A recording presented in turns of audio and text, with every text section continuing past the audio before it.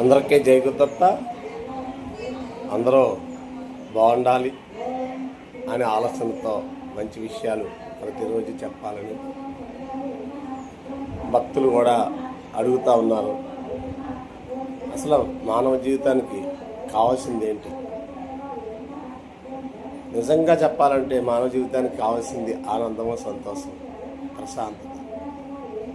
కానీ ఇప్పుడు మనకి ఎన్నున్నా, ఎన్ని జాగ్రత్తలు తీసుకున్నా, ఎన్ని లేకపోయినా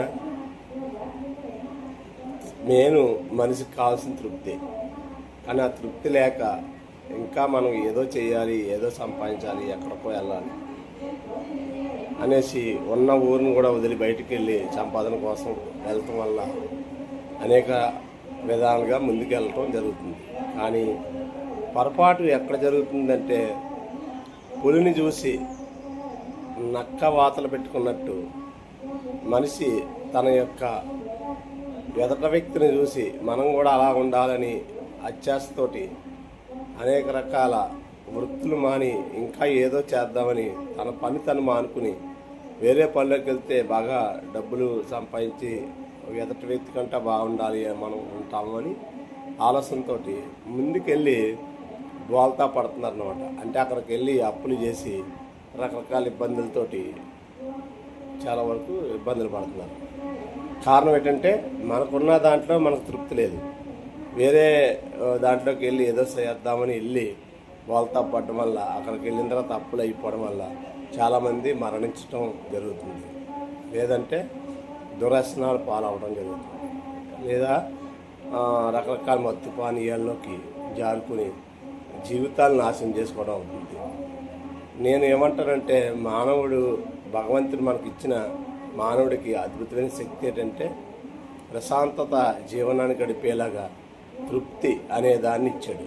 కానీ మనం ఆ తృప్తి అనే దాన్ని అలవర్చుకోవాలంటే ధ్యానం చేయాలి. ధ్యానం చేసి ఆ తృప్తి అనే దాన్ని అలవర్చుకున్నప్పుడు మనకు వచ్చిన దాంట్లోనే ఆనందంగా జీవిస్తే మనం చాలా అద్భుతంగా ఉంటాం. ఎందుకంటే మనకంట కింద వారిని చూడటం మానేసి మనం ఇప్పుడు ఈరోజు మనకంట గొప్పగా పైన ఉన్న వాళ్ళని అందరినీ చూడటం మొదలెట్టాం.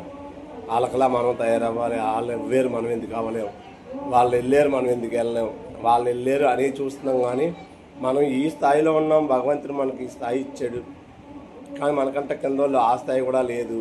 అందు గురించి మనం భగవంతుడికి కృతజ్ఞతలు చెప్పుకోవాలి. మనం ఎప్పుడూ నిరంతరం ఆయన మీద మనసు పెట్టి ముందుకు నడాలి అని భగవంతుడి జ్ఞానంలో, దత్తాత్రేయుడి జ్ఞానంలో ఎవరైతే ఉంటారో వాళ్ళకి ఏ స్థాయికి తీసుకెళ్లాలన్నా ఆయన ఖచ్చితంగా తీసుకెళ్ళి ముందుకు తీసుకెళ్ళగలడు.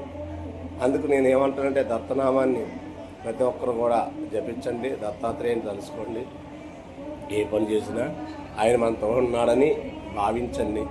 అప్పుడు మనం చాలా ప్రశాంతంగా ఉండగలుగుతాం. ఇలాంటి ఉత్తమ జన్మ మానవుడికే ఉంది. కాబట్టి మీరందరూ కూడా ఉత్తములుగా జీవించి, ఆదర్శంగా జీవించి, ప్రతి ఒక్కరిని కూడా ప్రేమ మర్యాదలతోటి ఎవరైతే నడుస్తారో వాళ్ళందరూ కూడా ప్రశాంతంగా జీవనం గడుపుతారని దత్తాత్రేయుడు ఆయన ఆశీర్వాదాలతో మనందరినీ కూడా ముందుకి నడిపించాలని కోరుకుంటూ జై గురుదత్త, జై గురుదత్త.